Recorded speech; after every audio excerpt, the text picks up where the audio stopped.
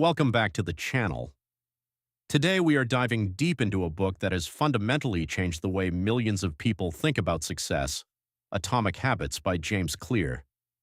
If you have ever felt frustrated because you set big goals every January only to abandon them by February, this video is for you. Most people think they have a motivation problem. They believe they just aren't disciplined enough. But the truth is, you don't have a motivation problem, you have a design problem. In this review, we're going to break down why your environment is stronger than your willpower and how to automate your success. By the end of this masterclass, you won't just understand the book, you'll have a logical blueprint to change your identity and your results. Let's get started. 2. The core pillar, systems over goals. The most important point James Clear makes is this: you do not rise to the level of your goals, you fall to the level of your systems. Think about it. Winners and losers often have the exact same goals. Every athlete wants the gold medal. Every job applicant wants the job. If the goal is the same, the goal cannot be what distinguishes the winner from the loser. The difference lies in the systems they follow every single day. A goal is the result you want to achieve. A system is the process that leads to those results. If you're a coach, your goal might be to win a championship. Your system is the way you recruit players, manage assistants, and conduct practice. If you ignored your goals entirely and focused only on your system, would you still get results? The answer is yes. This leads us to the 1% rule. If you can get just 1% better each day for 1 year, you'll end up 37 times better by the time you're done. Conversely, if you get 1% worse each day for 1 year, you'll decline nearly down to 0. This is the plateau of latent potential. Habits often appear to make no difference until you cross a critical threshold. This is why people quit. They work hard for a month, see no change, and say, "This isn't working." But success is a lagging measure. Your net worth is a lagging measure of your financial habits. Your knowledge is a lagging measure of your learning habits. You get what you repeat. 3. Identity-based habits. Most people try to change their habits by focusing on what they want to achieve. This leads to outcome-based habits. The alternative is to build identity-based habits. Imagine two people resisting a cigarette. When offered a smoke, the first person says, "No thanks, I'm trying to quit." It sounds like a reasonable response, but they still believe they are a smoker who is trying to be something else. The second person says, "No thanks, I'm not a smoker." It's a small difference, but it signals a shift in identity. Your behaviors are usually a reflection of your identity. What you do is an indication of the type of person you believe you are.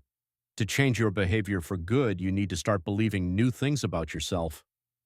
Every action you take is a vote for the type of person you wish to become. No single instance will transform your beliefs, but as the votes build up, so does the evidence of your new identity.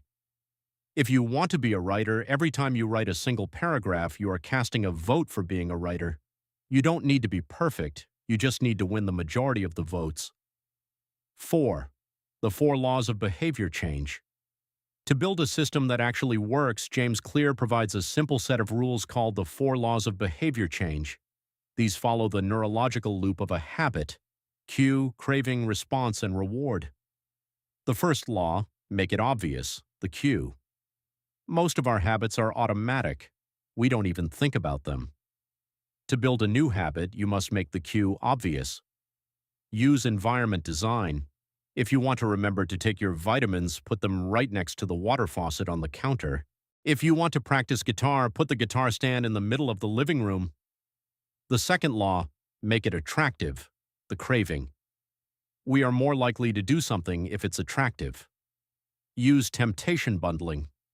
This means linking an action you want to do with an action you need to do. For example, tell yourself you can only watch your favorite show while you are on the exercise bike. The third law, make it easy, the response. Human behavior follows the law of least effort. We naturally gravitate toward the option that requires the least amount of work. To build a good habit, reduce friction. To break a bad habit, increase friction. If you spend too much time on social media, delete the app from your phone so you have to log in via the browser every time. The fourth law, make it satisfying, the reward. The first three laws increase the odds that a behavior will be performed this time. The fourth law increases the odds that a behavior will be repeated next time. Use a habit tracker. Crossing an item off a list creates a visual signal of progress, which is inherently satisfying. 5. Implementation and success. Points to ensure your success, there are a few practical tools you must use. First is habit stacking. The best way to build a new habit is to identify a current habit you already do each day, and then stack your new behavior on top.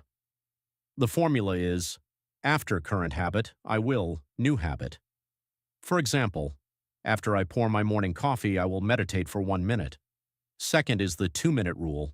When you start a new habit, it should take less than 2 minutes to do. A new habit should not feel like a challenge. The actions that follow can be challenging, but the first 2 minutes should be easy.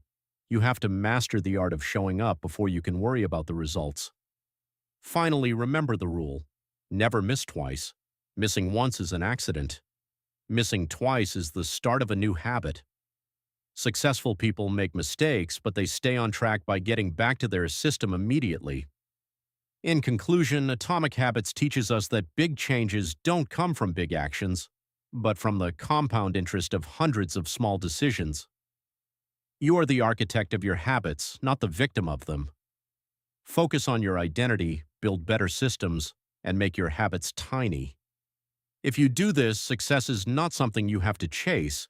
It is something that will happen automatically as a byproduct of who you are. Thank you for watching this deep dive. If you found this logical breakdown helpful for your growth, hit the like button and subscribe for more reviews that focus on building a better future. Comment below with one small habit you are starting today. I'll see you in the next video.